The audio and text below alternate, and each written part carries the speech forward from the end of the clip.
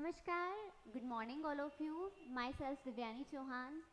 आज हम ऐसे टॉपिक के बारे में बात करने वाले हैं जो किसी भी पर्टिकुलर कॉम्पिटिटिव एग्ज़ाम में एक बहुत अहम भूमिका निभाता है। स्पेशली अगर हम बात करें बैंकिंग की, तो बैंकिंग में ब्लड रिलेशन जो है वो एक प्रीलिम्स एग्जाम्स में भी आता है और मेंस एग्जाम में भी आता है। बात करें हम अगर एसएससी की, तो एसएससी में भी ब्लड रिलेशंस के क्वेश्चंस आते हैं। तो बेसिकली अगर हम बात करें कि ब्लड रिलेशन होता क्या है, देखिए हम पैदा होते हैं, पैदा होने के बॉर्न होने के बाद हमारे कुछ रिश्ते हैं जो मिल जाते हैं, जैसे भाई है, बहन है, मम्मी है, पापा है, ये सारे हमारे ब्लड रिलेशंस हैं। ठीक है, तो इसी पर्टिकुलर कॉन्सेप्ट पे कुछ क्वेश्चंस आते हैं जिसे हम क्या बोलते हैं, ब्लड रिलेशन। ओके, सो अगर हम टाइप ऑफ क्वेश्चंस की बात करें तो ब्लड रिलेशन जो है वो वर्बल रीजनिंग का एक पर्टिकुलर टॉपिक है।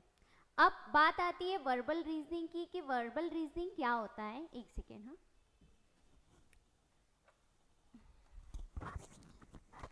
वर्बल रीजनिंग की बात करें तो वर्बल रीजनिंग क्या होती है? So presentation of questions in word. अगर हम वर्बल रीजनिंग को एक डेफिनेशन में शो करना चाहें तो हम यही बोल सकते हैं कि क्वेश्चंस को जो है वर्ड्स के फॉर्म में प्रेजेंट करना। दैट मीन्स आपको एक समरी लिखी रहेगी, उसके बाद आपको उन वर्ड्स को डेफिनेटली किसी ना किसी पिक्चर में आपको शो करना रहेगा। जैसे वर्बल रीजनिंग के ब्लड रिलेशन के अलावा और भी काफ़ी सारे टॉपिक्स हैं जो वर्बल रीजनिंग में आते हैं, जैसे कि आपका हो गया डायरेक्शन एंड डिस्टेंस। फिर हम बात करें पजल्स की, तो सारी की सारी पजल्स जो है वो वर्बल रीजनिंग का पार्ट है।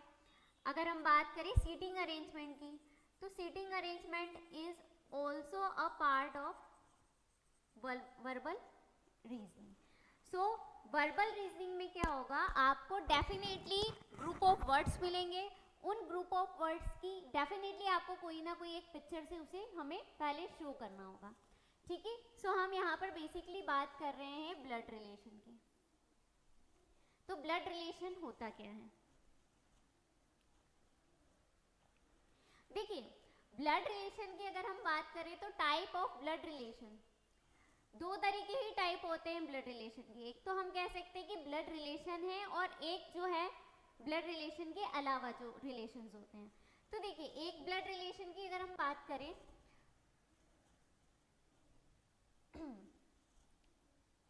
ओके,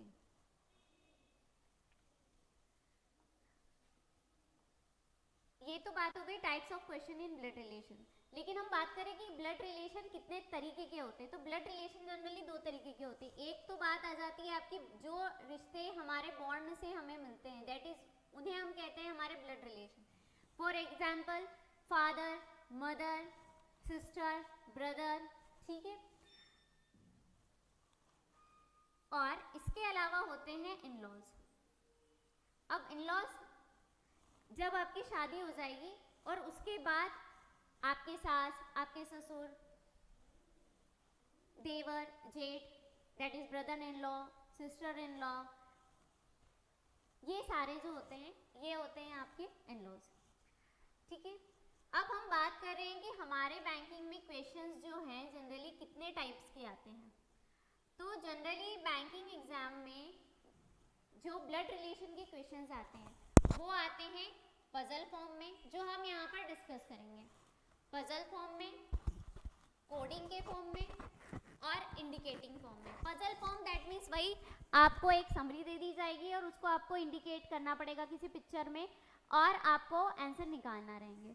फिर कोडिंग फॉर्म, आपको ब्लड रिलेशन का कोई कोड दे देंगे कि इस चीज़ का पर्टिकुलर ये कोड है और फिर आप उसको सॉल्व कीजिए। इंडिकेटिंग फॉर्म, इंडिकेटिंग करना किसी चीज़ को, जैसे कि वो व्यक्ति जो है वो मेरी मम्मी का बेटा लगता है। तो इस तरीके के जो क्वेश्चंस होते हैं वो इंडिकेटिंग फॉर्म में आते हैं। सो ये रहे आपके types, puzzle form, coding form और इंडिकेटिंग फॉर्म। हाँ, बेसिक कॉन्सेप्ट की हम बात कर रहे थे। ब्लड रिलेटिव्स जो है, एक तो होते हैं आपके क्या ब्लड रिलेटिव्स होते हैं और एक इन लॉज होते हैं। अब ब्लड रिलेटिव्स में कौन कौन आते हैं, इन लॉज में कौन कौन आते हैं? तो ब्लड रिलेटिव्स में कौन आते हैं? वो लोग जिनसे हमारा खून का रिश्ता है, जैसे कि हमारे पेरेंट्स हो गए, हमारे सिबलिंग्स हो गए, दैट मीन्स हमारे भाई बहन हो गए, या कह सकते हैं हमारे सन एंड डॉटर हो गए।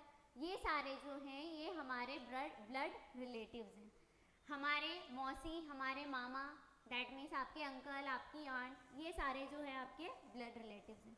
फिर इन लॉज की हम बात करें तो देखिए, जब शादी हो जाती है, शादी होने के बाद जो रिश्ते हमें मिलते हैं वो सारे हो जाते हैं हमारे in laws, like father in law, mother in law, ये सारे रिलेटिव्स जो हैं जो शादी के बाद हमारे कांटेक्ट में आते हैं, जैसे कि देवर that is brother in law, sister in law हो गई, या फिर कह सकते हैं कि हस्बैंड है, वाइफ है, ये सारे जो है इन लॉज रिलेटिव्स हैं, मतलब शादी के बाद हमें मिलते हैं।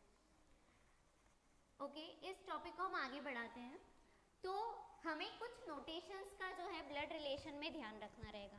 देखिए, नोटेशन की अगर हम बात करें तो ब्लड रिलेशन में सबसे मेन चीज जो आपको फोकस करना है वो है जेंडर। क्या चीज है? जेंडर।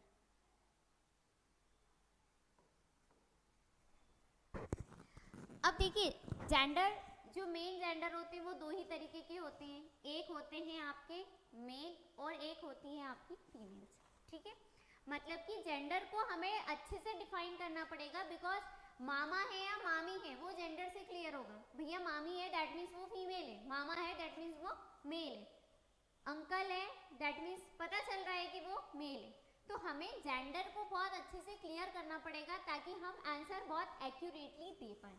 ठीक है, सो जेंडर की हम बात करें तो दो तरीके के जेंडर होते हैं, मेल और फीमेल। अब हमें उन्हें किसी तरीके से प्रदर्शित करना होगा, हमें किस नोटेशन फॉर्म में लिखना होगा, तभी जाके हम मेल और फीमेल में, देखिए हर किसी का करने का तरीका अलग अलग रहता है, तो मैं जिसके अकॉर्डिंग करती हूँ, जैसे मेल है तो मेल को मैं जनरली स्क्वायर बॉक्स में से इंडिकेट कर देती हूँ। ठीक है, मतलब स्क्वायर बॉक्स बना है अगर किसी पर्सन के लिए तो दैट मीन्स वो क्या है? मेल है। जैसे अगर ऐसा लिख दिया कि ए इज ब्रदर, मतलब कि ए जो है भाई है, अब भाई है, भाई मतलब कि क्या है? ए मेल है, तो हमने ए को लिख दिया स्क्वायर बॉक्स में। ओके, फिर बात करते हैं हम फीमेल की, तो यहाँ पर मेल को हमने शो किया था स्क्वायर बॉक्स में, तो फीमेल को हम शो कर देंगे किसी सर्कल में, जैसे कि यहाँ पर अगर हमने लिख दिया कि बी इज सिस्टर, अब आपको पता है कि जो सिस्टर है वो क्या है? फीमेल है, तो डेफिनेटली हम बी को कहाँ लिख देंगे? सर्कल में, तो ये शो हो जाएगा कि यार ये कौन है? फीमेल है। फिर बात आती है मैरिड कपल। देखिए अभी हमने बात की थी इन लॉज की, तो मैरिड कपल जैसे कि अगर ये बात उसने कर दी कि ए इज हस्बैंड ऑफ बी, क्या लिख दिया उसने? ए इज हस्बैंड ऑफ बी, ए जो है बी का पति है। अब आप बताइए कि किसी मेल की शादी डेफिनेटली किसी फीमेल से हुई होगी, तो अगर ए मेल है तो बी कौन होगी? अगर ए हस्बैंड है दैट मीन्स क्या है? ए मेल है, तो बी कौन होगी? फीमेल होगी। तो हमें मैरिड कपल जब भी आता है तो हम, जैसे कि देखिए मैरिड कपल एक गठबंधन हुआ था दोनों का, तो हमने दोनों को शो कर दिया, ए मेल था बी फीमेल थी, तो दोनों के बीच में इंडिकेट कर दिया प्लस का साइन। ठीक है, तो ये आपको शो कर रहा है कि जो ए है और बी है दोनों क्या है? मैरिड कपल है। इसके बाद अगर हम बात करें कि जो सेम जनरेशन है उसको हमें कैसे शो करना है।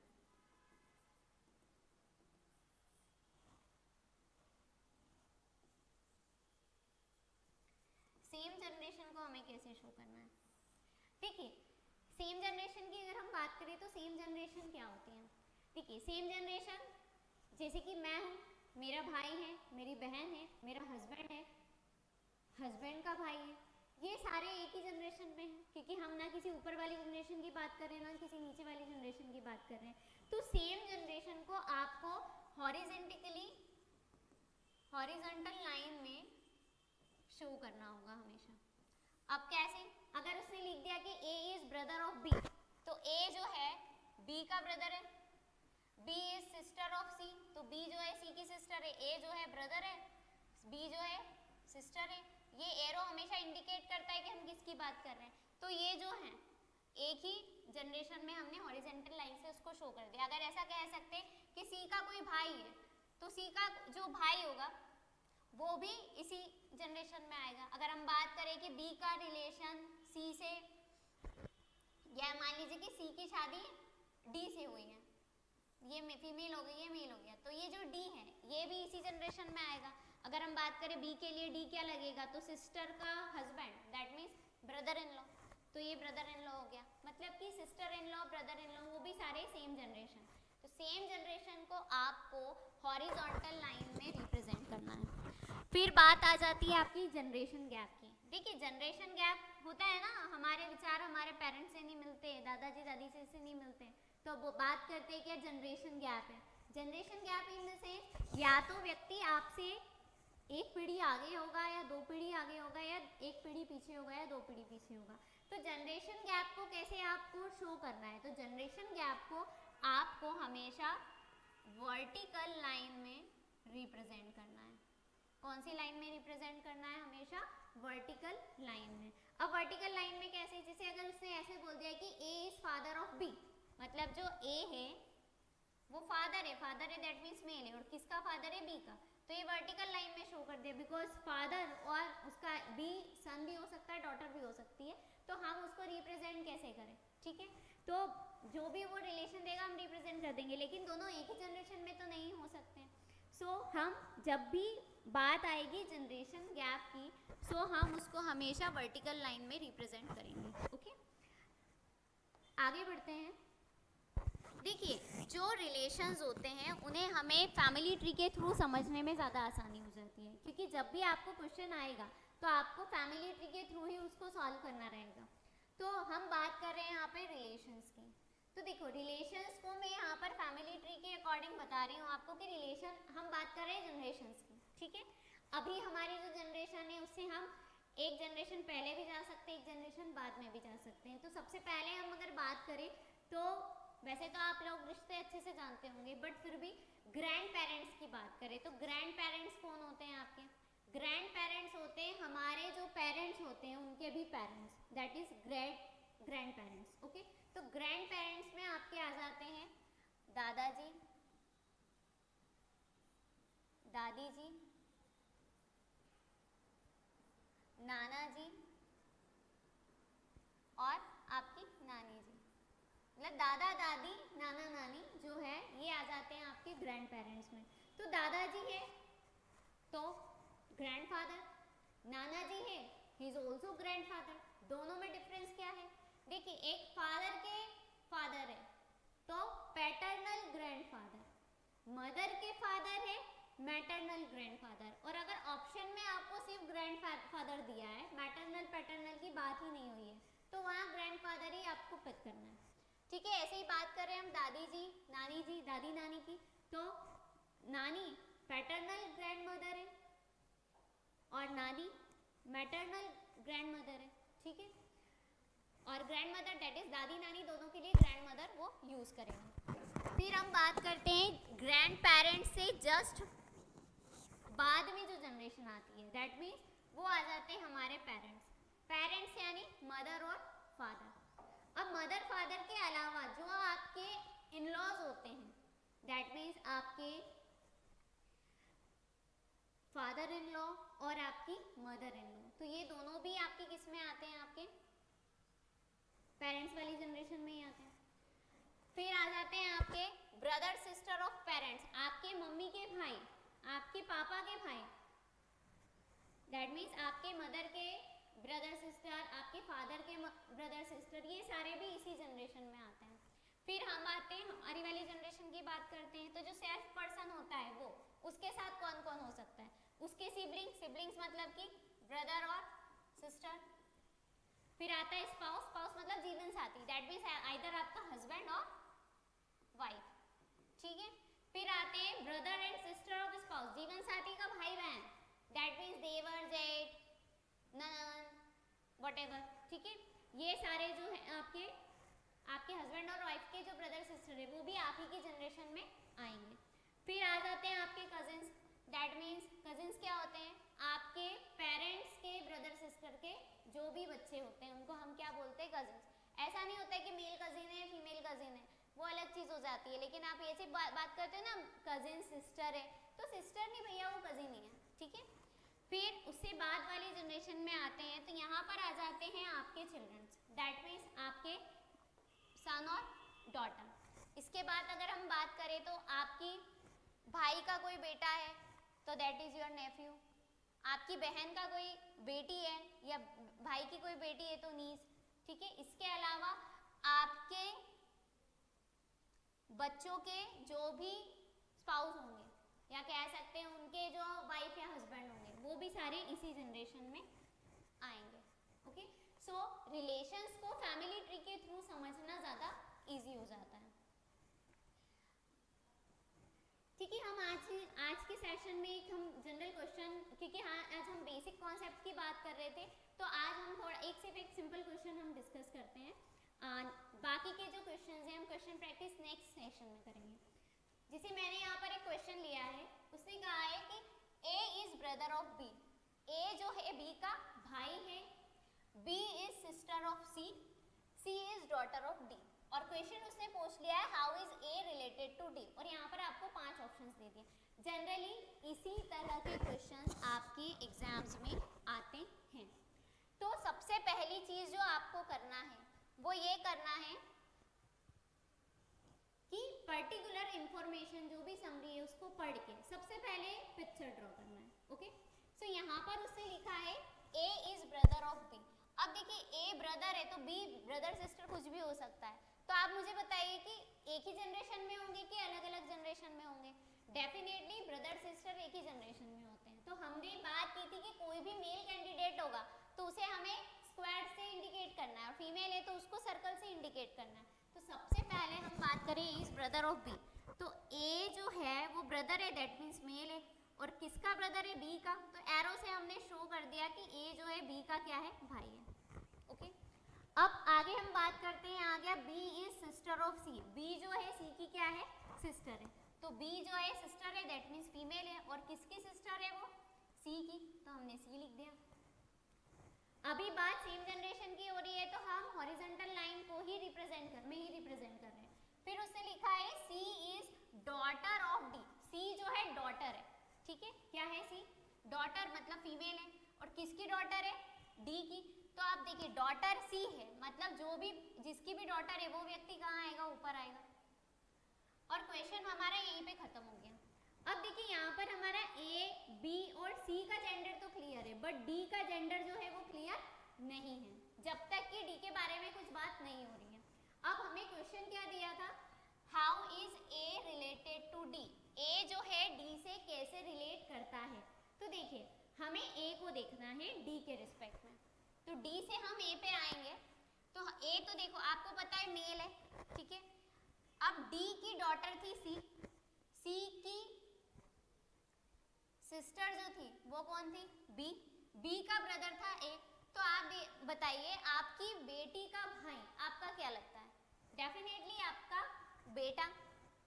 So the answer is sun.